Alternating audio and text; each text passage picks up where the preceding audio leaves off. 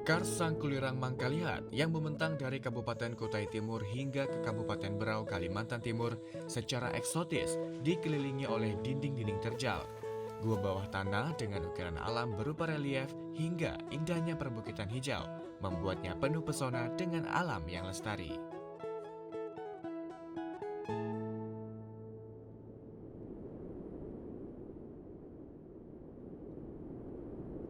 Perjalanan dari Ceruk Towet yang berada di subkawasan Kars Gunung Gergaji ke Ceruk Ham yang terletak kurang lebih 550 meter sebelah selatan Gua Saleh di gugusan Bukit Batu Raya memiliki dua alternatif. Melalui jalur sungai, bila air sedang pasang atau tinggi, maka untuk tiba di Pondok Anus berkisar 3 jam waktu tempuh. Untuk kemudian berjalan kaki dan menginap semalam di Pos Tebo. Namun bila air sedang surut, maka perjalanan dapat ditempuh dengan perjalanan kaki menuju Pos Tebo selama 8 jam. Menyusuri Sungai Marang, sungai yang terletak di kawasan Kars Sangkulirang Mangkalihat ini memiliki panjang sekitar 15 km.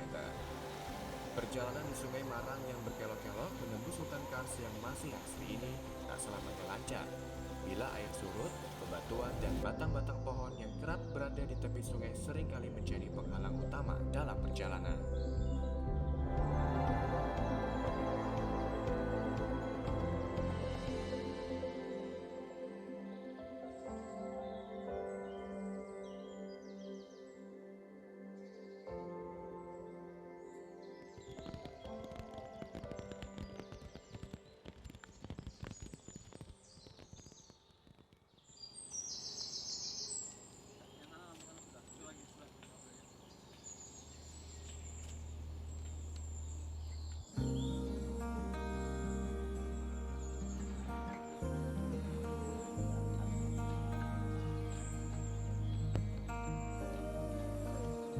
Mengingat stok bekal kami yang semakin menipis, maka keterampilan bertahan hidup di alam pun harus dapat dikuasai, berburu dan memasak.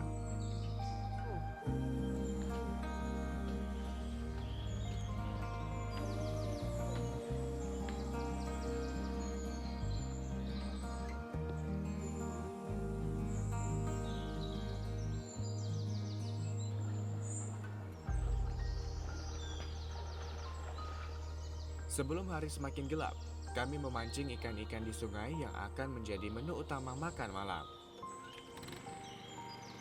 Dengan bahan bumbu seadanya, ikan ini sangat cukup untuk mengisi perut kosong karena perjalanan panjang.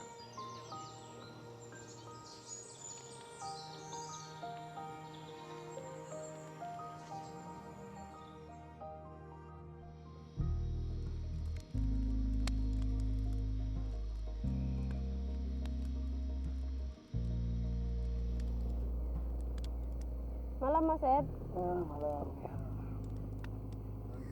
Gimana perjalanan kita untuk besok? Nah ya, kita kan sudah di Tebo nih posisi sekarang. Selanjutnya besok kita akan perjalanan menuju ke daerah Batu Raya. Sebenarnya masih satu gugusan dengan masih dalam satu gugusan Gunung Gergaji. Jadi sebelum ke Batu Raya kita akan ketemu dulu nih, kurang lebih perjalanan 8 jam. Kita ketemu dengan Ilas Kenceng. Jadi dia ada di topping off gitu. Topping off tebing-tebing kars ini. Dari Ilas Kenceng kita pertama akan ketemu Gua Saleh. Lalu kalau sudah selesai pendataan di sana, kita lanjutkan ke Gua Ham. Kurang lebih dari Gua Saleh itu perjalanan dengan logistik yang cukup banyak kita bawa, mungkin 3-4 jam. Mungkin udah larut, kita rehat sejenak. Kita akan lanjutkan perjalanan besok. Oke Mas.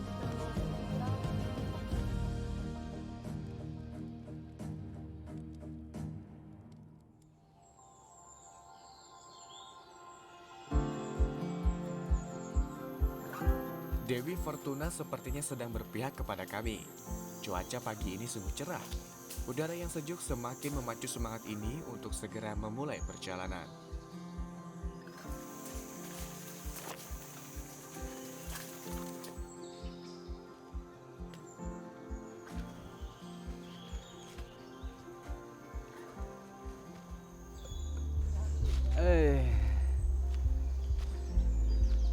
Assalamualaikum. Apa, Di?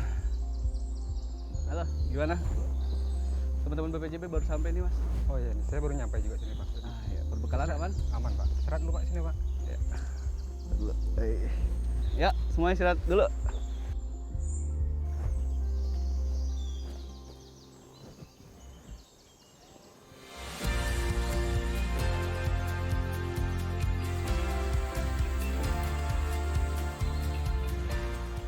Selama perjalanan darat, seperti biasa kami dihadang oleh semak belukar yang menutupi jalan.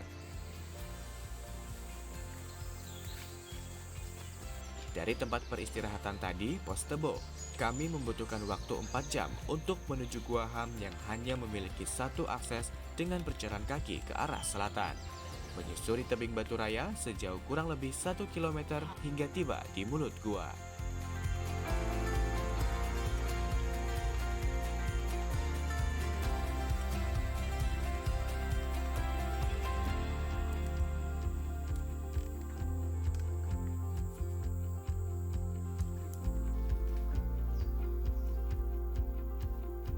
Coba tanya, pegang kasih ke Bang Satriadi dong. Tadi bikin tanda nggak ya?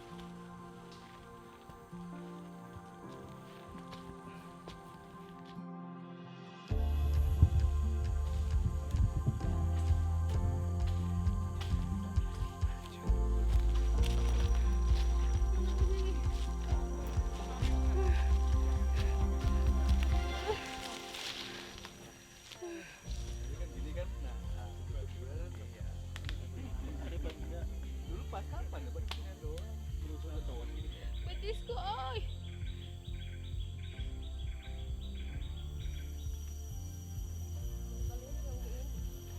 Sarapan tentu sangat diperlukan sebelum memulai perjalanan untuk memberikan energi sebelum perjalanan panjang dimulai lagi.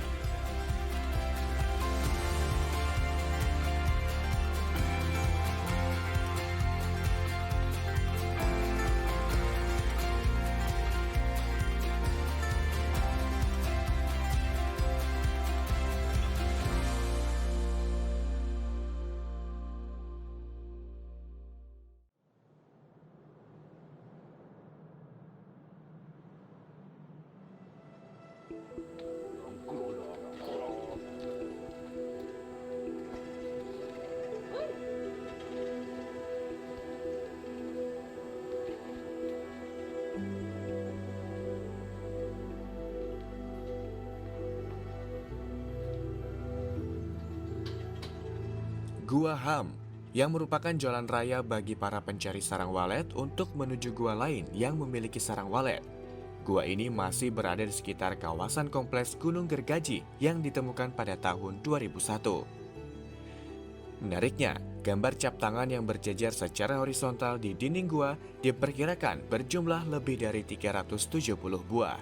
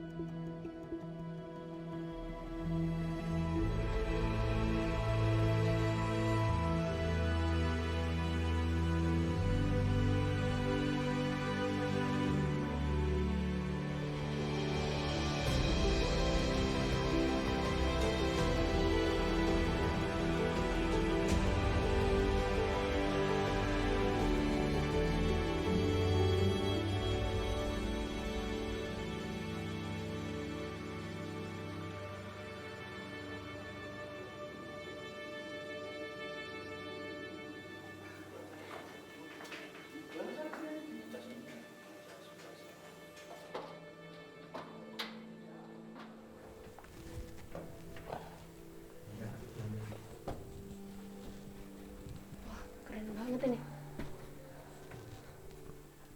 Tanda. Agak mundur dikit. Nah, jadi kalau kita kondisi mengunjungi gambar yang lokasi seperti ini, kita nggak bisa langsung dari bawah naik, langsung mengambil gambar. Kita harus jaga jarak dulu, sedikit menepi untuk minimal menurunkan suhu tubuh kita. Ini menyebabkan suhu di dalam relung ceruk ini juga berubah. Jadi kalau untuk menstabilkannya kita menepi dulu, tenangkan dulu, dan kita sampai suhu stabil baru kita mulai aktivitas.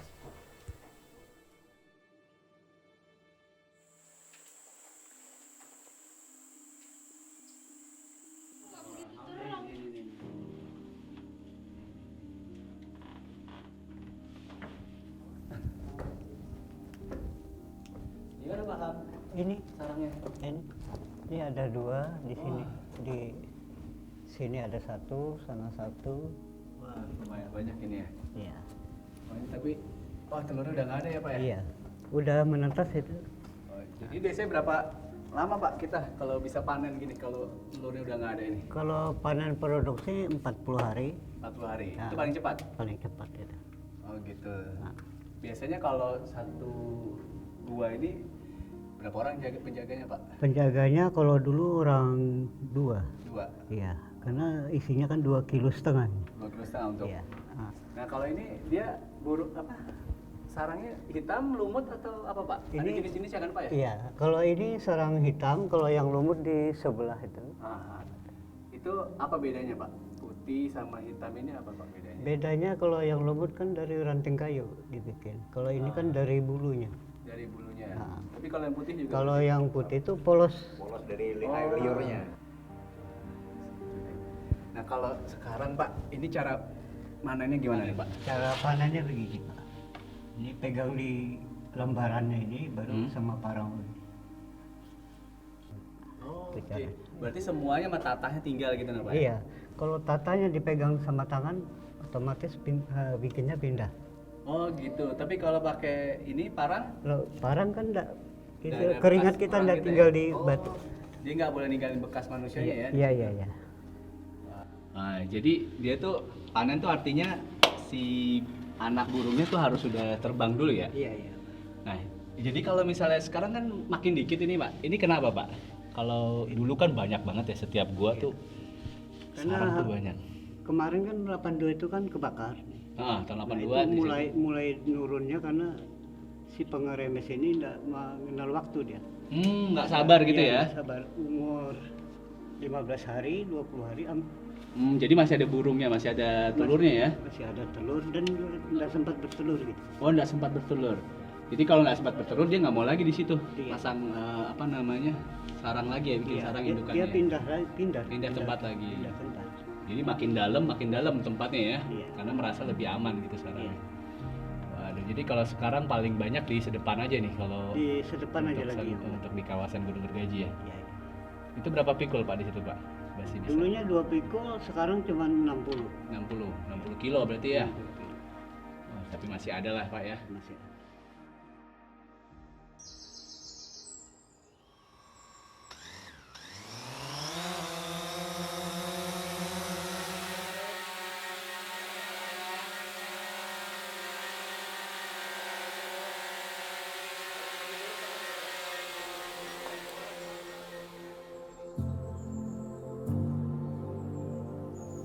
Ini kita udah dapat tutupan lahan hampir di seluruh Karim ya.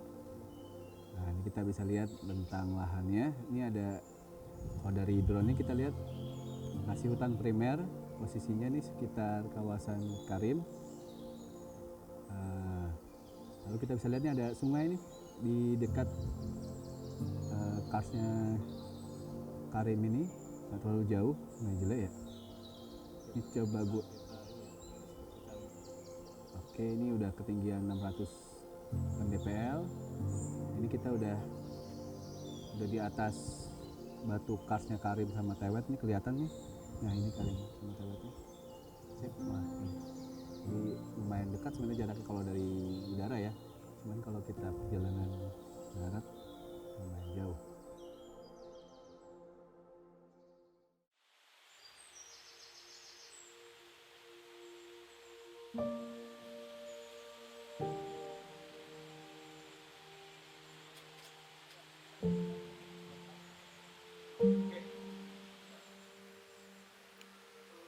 Untuk mengkonstruksikan bentuk, ukuran, dan posisi gua, kami melakukan fotogrametri atau aerial surveying yang merupakan teknik pemetaan melalui foto udara. Pengambilan data fotogrametri menggunakan kamera DSLR yang kemudian diolah dengan menggunakan aplikasi Agisoft dan ArcGIS. Terdapat gambar rock art berupa sarang lebah madu raksasa yang memiliki ukuran 1,5 meter. Selain sarang lebah, terdapat pula cap tangan negatif yang sayangnya sudah mulai rusak dan sudah terjangkau tangan manusia. Gua Liang Karim hanya satu dari puluhan situs prasejarah di kawasan Kars Sangkulirang Mangkalihat.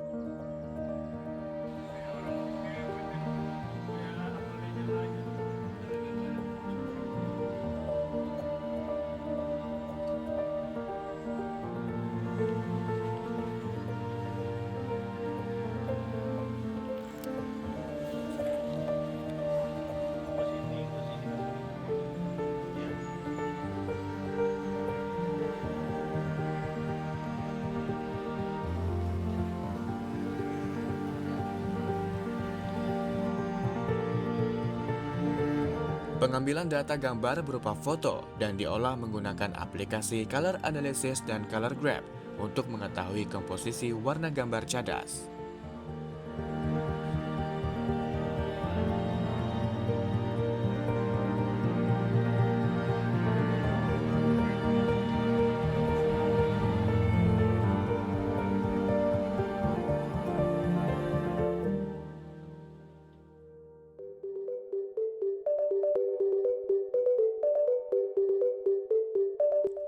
Gambar cadas yang ditemukan di kawasan Sangkulirang merupakan salah satu yang terbaik di dunia. Hal yang menarik di antaranya adalah evolusi kreativitas masyarakat pendukung gua. Gambar cadas tersebut menunjukkan kondisi ekosistem dan kultur pada masanya. Lokasi yang dipilih sebagai media gambar biasanya memiliki permukaan alas yang datar, kering, bisa melihat panorama yang baik, dinding yang bersih, memiliki aroma yang khas seperti tidak berbau pesing akibat kelelawar atau burung. Goa, ceruk, dan tebing ini juga memiliki akses masuknya sinar matahari dan bulan yang cukup baik, sehingga umumnya menghadap ke barat atau timur.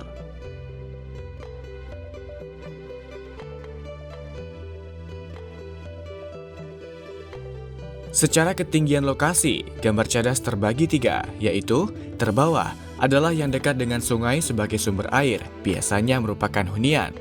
Tengah, isinya adalah gambar sakral atau semacam tempat beribadah dan juga tempat penguburan. Dan teratas, juga diisi dengan gambar sakral, namun biasanya berhubungan dengan kehidupan sosial. Manusia pendukung gambar cadas telah menempatkan gambar-gambar tertentu sesuai dengan posisinya. Misalnya, gambar binatang adisatwa, seakan itu sengaja diletakkan di atas garis mata. Letak gambar yang berbeda seperti berada di bagian atas gua atau plafon, bagian dinding, bagian bawah, dan bagian kolong ceruk yang kecil memiliki maksud dan makna tersendiri dalam penggambarannya.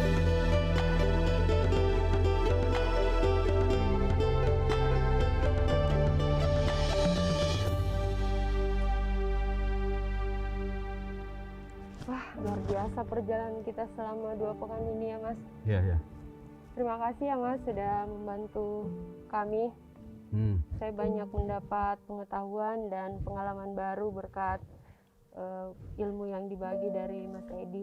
Ya, sama-sama. Terima kasih juga kepada porter, juru pelihara yang sudah membersamai kami mulai dari Curug Tewet, Karim, ke Gua Saleh dan sampai ke Gua Ham ini. Terima kasih juga buat tim Mas Vincent sama Mas Waki, Mas Sahdan. Luar biasa sekali perjalanan ini, banyak mendapatkan pengetahuan dan pengalaman baru dan tentunya sangat berkesan buat saya. Ya, jadi kita alhamdulillah ya sudah 2 minggu perjalanan dari Samarinda, Hambur Batu, lalu kita naik ke Tinting sampai Tebol, lalu jalan kaki juga beberapa lokasi dari Tewet. Karim, Saleh, hingga terakhir kita sampai di HAM. Alhamdulillah pendataan kita sudah selesai. Jadi mungkin apa yang kita lihat sekarang itu adalah hal yang kita bisa dapatkan gitu, bahwa gambar cadas yang kita temui pada beberapa hari ini itu bisa menggambarkan bahwa ada manusia-manusia pada zaman sebelum kita yang telah menghuni kawasan ini. Kawasan yang lumayan luas, bahkan disebut kawasan Kars Raksasa, Sangkulirang Mangkalihat. Ekspresi yang digambarkan dalam setiap gambarnya, di setiap gua, itu juga tidak hanya mengekspresikan terhadap apa yang mereka lihat saja, tapi mereka juga mengekspresikan tentang gambar kehidupan mereka, tentang hewan buruan mereka, tentang apa yang mereka lakukan pada saat itu. Jadi kita bisa lihat juga kehidupan masa lampau itu direkonstruksi dalam gambar-gambar yang ada di sini. Semoga gambar ini tetap lestari ke depannya. Tantangan kita adalah bagaimana lingkungan juga bisa tetap lestari. Karena apabila lingkungannya lestari, maka gambar akan juga tetap lestari. Dan semoga kelestarian gambar cadas dan lingkungannya tetap terjaga hingga di masa yang akan datang. Iya Mas, pastinya saya akan selalu semangat dan akan mendedikasikan diri dalam pelestarian kawasan Kars Sangkulirang Mangkalihat ini. Ya, semuanya tetap semangat! Semangat!